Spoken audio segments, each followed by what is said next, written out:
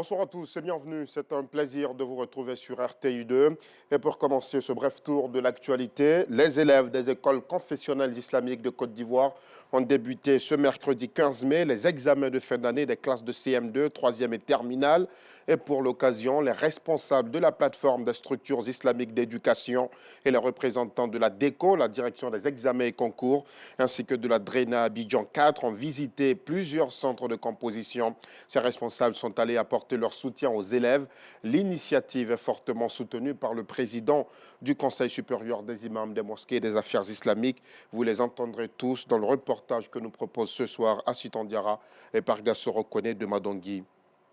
Et un peu plus loin d'Abidjan, dans le département d'Agboville, chef-lieu de région de l'Agnébitiassa, se trouve un problème de gare routière. La plupart des gares se confondent aux stations-service.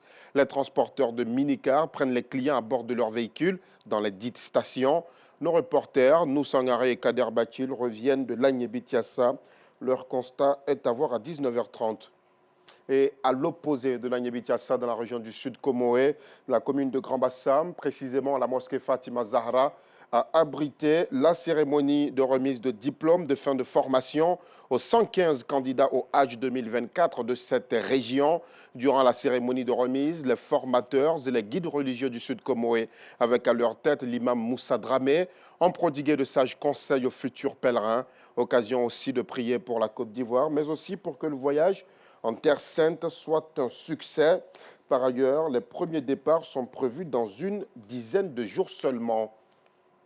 Et puis, dans l'actualité hors de nos frontières, en Nouvelle-Calédonie, les tensions sont de plus en plus vives après que l'Assemblée nationale ait adopté à son tour, après le Sénat, la révision constitutionnelle réformant le corps électoral du scrutin provincial de ce territoire français.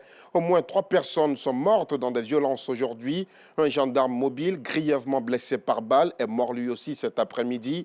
Le président français a rappelé la nécessité d'une reprise du dialogue politique et a demandé également au Premier ministre et au ministre de l'Intérieur et des Outre-mer d'inviter rapidement les délégations calédoniennes à Paris. C'est en tout cas ce qu'a indiqué le communiqué de l'Élysée. On verra l'évolution de cette actualité à 19h30. Et pour finir, le Premier ministre slovaque a été blessé par balle aujourd'hui même alors qu'il sortait d'une réunion de ministres. Selon son gouvernement, Robert Fico se trouve entre la vie et la mort.